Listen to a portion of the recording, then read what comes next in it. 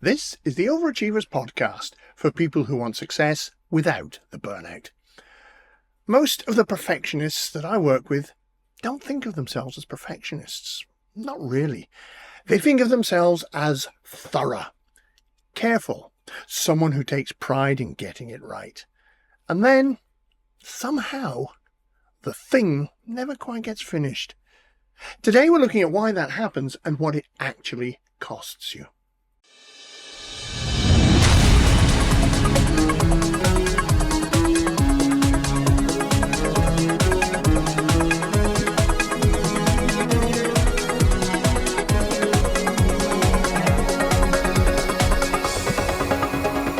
Welcome to the Overachievers podcast with Keith Blakemore Noble.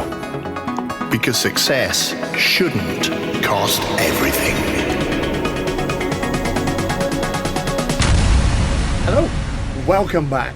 I'm Keith Blakemore Noble, the Overachievers coach.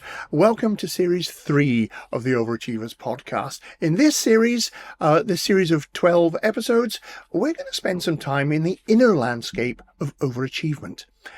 We're going to look at the internal machinery that keeps capable people like you stuck, often without even realizing that it's there. And we're going to start off with perfectionism, not because it's the most dramatic pattern that we'll cover this series, but because it's usually the first one that gets missed entirely. Before we dive in, if you haven't already, please remember to give us a like, a follow, subscribe to us on your favorite platform, wherever you're listening. It's the easiest way to make sure that you do not miss an episode. Thank you. Here is the thing about perfectionism. It rarely announces itself as a problem. Ask most overachievers if they're a perfectionist, and you'll get one of two answers. Either they'll say, no, not really, they just like to make sure that things are done properly. Or they'll say, yes, and they'll say it quite proudly, as though it's something to be admired. I am a bit of a perfectionist, they'll say, wearing it as a badge of honour. What neither answer tends to include is the actual pattern underneath. The work that never quite ships because there's always more to fix. One more correction, one more tweak that would make it so much better. The project that stays almost ready for months. The email that gets redrafted 6 times before it's sent, if even it gets sent at all. That's not thoroughness. That is something else entirely. So let me tell you about a client that I worked with. I'm going to call him James, although obviously that's not his real name. James was sharp. He was genuinely good at his job, but he had a habit that was quietly wrecking his career. Every piece of work his boss handed him came back late. Not wildly late, just late enough every single time that it became a pattern that people noticed. When we talked about it, James didn't see himself as someone who struggled to deliver. He saw himself as someone with high standards. He'd tell me with real conviction that he simply refused to hand over any work that wasn't right. The trouble was, right kept moving. Every time he got close to finishing, he'd find something else that needed adjusting. A phrase that could be sharper here, a section that could be tighter there, a detail that might not even be visible to anyone but him. His deadline slipped. His manager grew frustrated.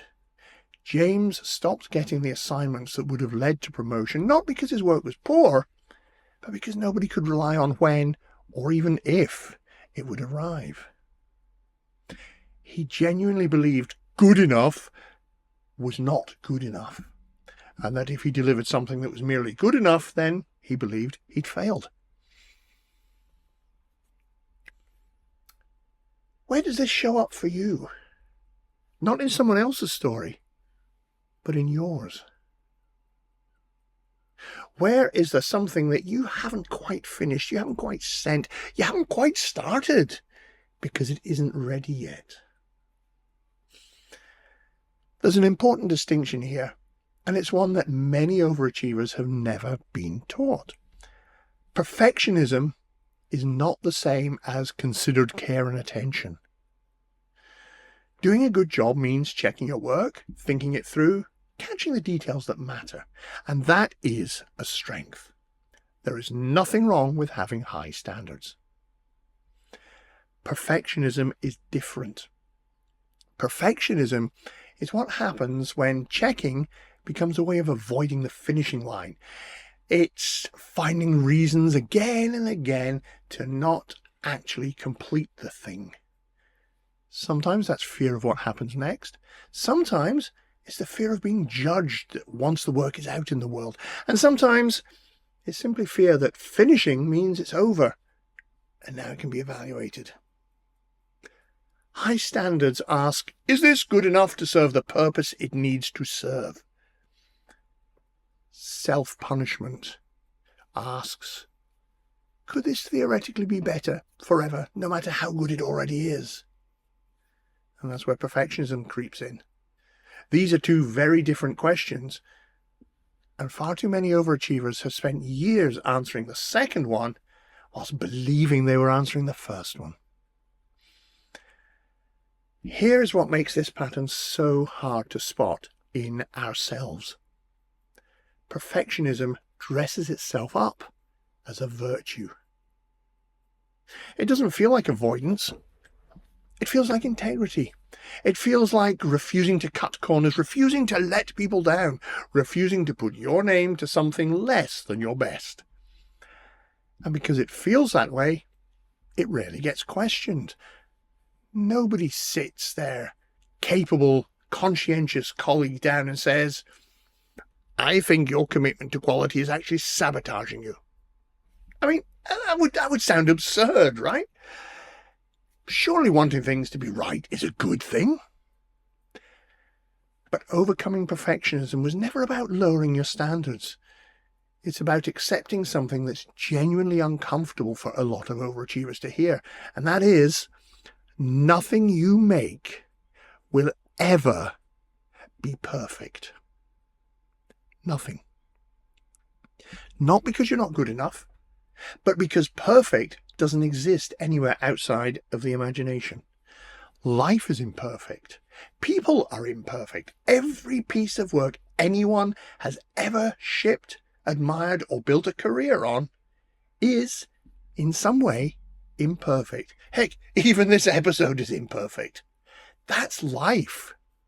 Which is why the work isn't to become someone who produces perfect things.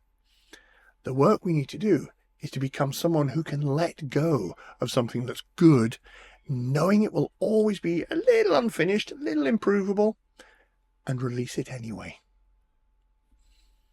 With James, this is where things actually shifted. He didn't need a productivity system. He didn't need someone to tell him to just submit the work already. He needed a different way of understanding what he was doing to himself. So I introduced him to a phrase. Everything he creates will always be imperfect because life itself is imperfect. But it can still be let go of because it is perfectly imperfect. When I introduced that phrase to him, perfectly imperfect, something landed for him. You could see a light bulb moment. I watched it happen. Ding! He stopped needing good enough to feel like failure. He started seeing it for what it actually was. Enough. Complete. Ready to be judged on its merits, rather than endlessly protected from judgment. Within a year, he was not missing deadlines at all. His output went up, not down. And he got the promotion that had been out of reach for years, not because he'd lowered what he was willing to deliver, but because he'd finally let himself deliver it. And that's worth thinking about. Letting go is not the opposite of caring. Sometimes it's the only way your care actually reaches someone. In the next episode, we're going to go further into this. We're going to have a look at why finished is ultimately better than flawless. And we're going to look at what done costs you when you refuse to accept it. That's in episode 26. Done is not a failure. That's coming up next. But for now, here's what I'd like to suggest that you think about and reflect upon over the coming week. Where in your own life are you delaying something because it isn't perfect yet? And what would it look like to call it imperfectly perfect and to let it go anyway? If this episode resonates with you, it would mean a lot to me if you left a review or a rating on your favourite platform. It really does help other people see the show, and it helps me to realise and see how the show is helping you. Share it with someone you think would benefit, and if you haven't already, give us a like, a follow, subscribe on your favourite platform so that you are here for every episode. Head over to keithbn.link/top. You'll find all of the episodes, including this episode. Click on the episode, you'll find the show notes, along with some additional resources that are very much worth exploring. I'm Keith Blakemore Noble, the Overachievers Coach, and I will be your guide as we explore a healthier way to succeed. Catch you in the next episode.